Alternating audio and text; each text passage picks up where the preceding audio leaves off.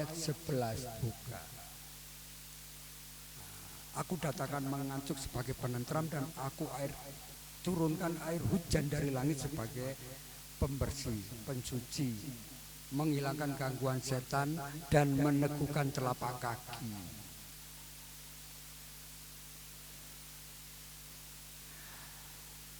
Ibu belajarnya nggak usah rumit, uji coba saja, nanti baru diteliti. Ya, ya tinggal dikeluarin anginnya gitu loh Bu. Caranya pertama gini, tetap kita melihat kekuatan energi. Kekuatan energi gini.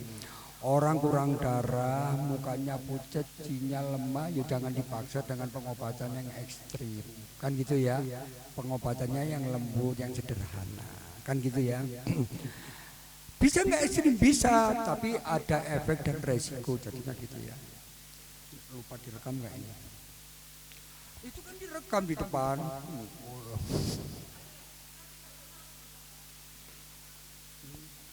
Bagaimana?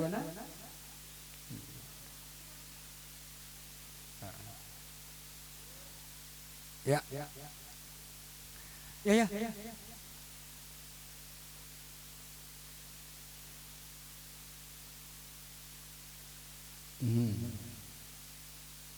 Bisa.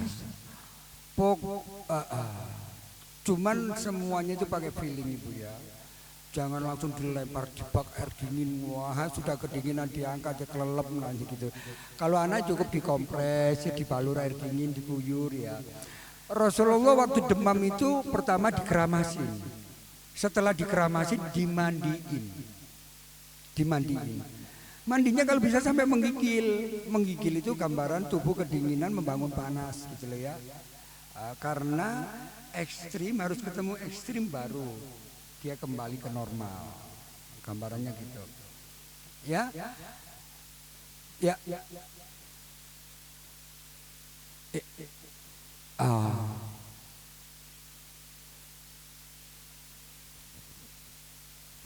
Tes. Ya. Itu orang takut dingin itu tidak selalu kondisinya dingin gitu loh. Orang ngomong saya kedinginan dipegang badannya hangat kan gitu. Berarti dinginnya hanya di dalam. Ada energi yang di luar yang bisa dimanfaatin untuk masuk kan begitu Ibu. Setelah mandi baik-baik saja kan Ibu. Berarti Ibu kerasa dingin tapi kalau dipegang saat itu hangat. Tapi kalau Ibu dingin betul-betul organnya lemah, dingin di dalam, dingin di luar, Ibu mandi masuk angin. Gitu loh. Jadi gambarannya kita memanipulasi tentara yang ada di perbatasan tadi dimasukkan supaya di dalam menjadi kuat. Kalau memang nggak ada tentaranya, kita paksa begitu, dingin itu bukannya memasukkan panas, tapi masuk ke dalam tubuh sebagai pembeku yang menjadikan fungsi organ semakin menurun Ibu. Kan tadi bicara demam yang diikutin badan dingin, di luarnya panas. Berarti ada energi panas yang di luar yang bisa dimanipulasi untuk masuk menghangatkan bagian dalam. Tapi kalau dia kerasa dingin, punggung badannya dipegang dingin, berarti dinginnya dingin internal, bukan faktor dari serangan dari luar, tapi kelemahan di dalam. Gitu loh. Kebayang nggak Ibu? Jadi kalau orang lemah, kedinginan, katanya dingin ketemu dingin bisa menjadikan panas. Betul, dingin itu tidak selalu lemah. Ada dingin tapi kuat. Dingin kuat itu seperti es batu. Punya kekuatan nggak es batu? Punya, cairkan, mengalir dia. Kan begitu? Ada yang dingin, yin, cair, cairannya sedikit. Mau dialirin nggak ada airnya. Ini mengalir karena beku seperti di salju. Apa nggak ada air salju? Ada beku semua, kan begitu? Cara menggerakkan dicairkan. Jadi saya selain takut air, saya kan waktu itu jarang keramas sampai tebal kotoran rambut itu. Itu masalah apa itu kok? Saya nggak berani sama sekali. Padahal pakai air hangat juga, tapi saya tetap nggak berani gitu. Saya coba gitu, sangat menggigil. Ibu sering kedinginan waktu pandemi. Iya. Kaki tangan dingin. Ya biasa aja. Loh, Iya, dingin. salah satu contoh stres, banyak orang yang stres, contohnya semalam aja. Tidak pernah kenal jarum, hangat kaki tangannya, jarum satu masuk dingin kaki tangannya. Kenapa itu? Enggak semuanya, rata-rata orang yang pengenalan jarum gitu. Apa yang terjadi? Sinkop, stres. Gitu loh Ibu. Stres. Ibu ngaku waktu pandemi stres enggak? Ya, stres. Iya, jangan ngaku enggak, saya saja stres kok. Sombong kalau enggak ngomong stres itu. Ya.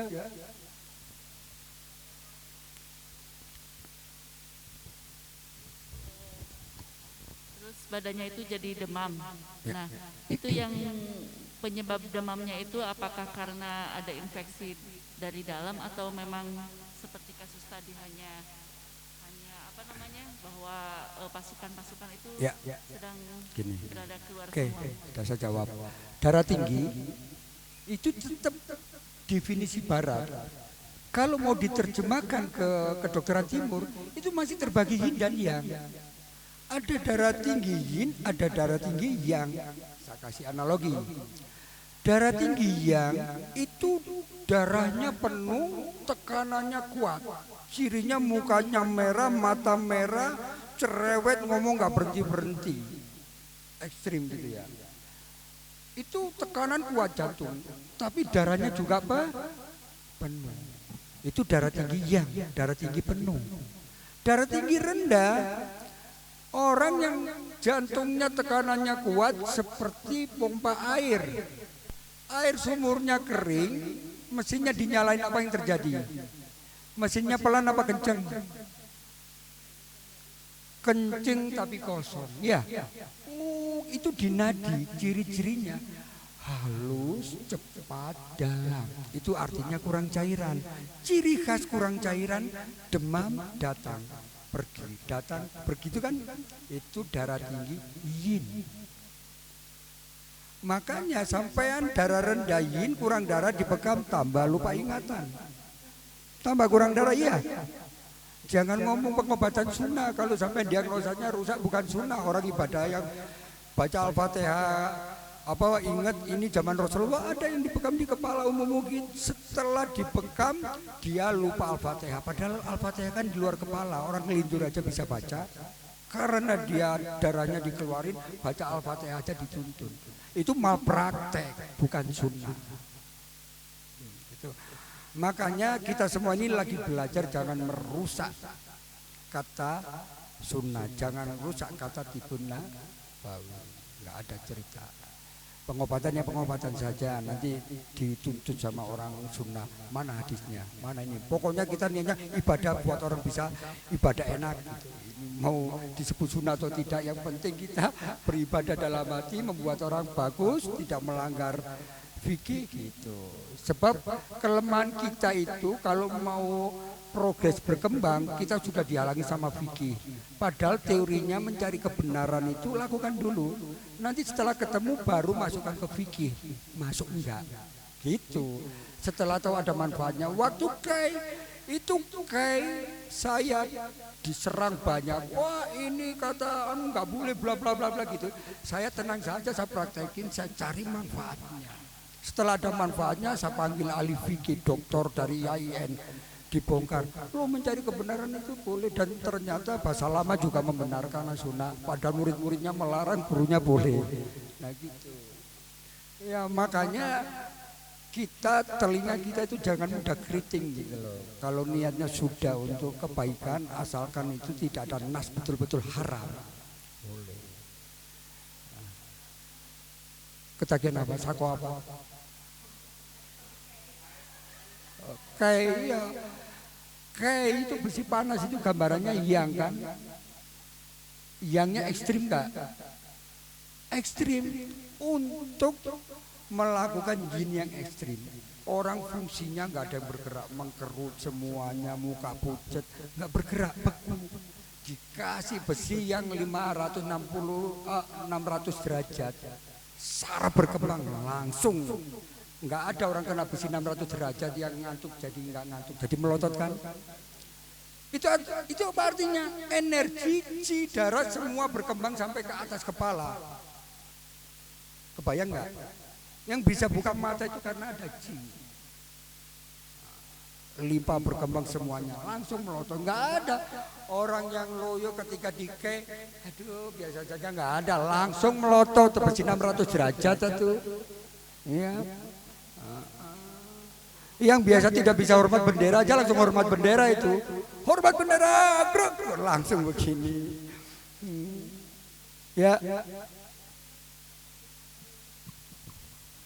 Darah tinggi. Kan darah tinggi ini bersifat yin sehingga badan yang di dalam itu dingin. Nah, berarti kalau misalkan orang yang darah tinggi kasusnya yin ini bisa dimandikan air dingin juga atau air yang hangat tadi? Loh, dia demam gitu? Iya, demam. Demamnya kan yin. Iya. Tubuhnya kan belum dicek, pasti tubuhnya dingin juga. Kalau dingin eksternal, nggak ada energi, jangan dirangsang begitu, tambah ngejrok. Kita tadi memanipulasi supaya panas yang di tubuh masuk, kan gitu ya.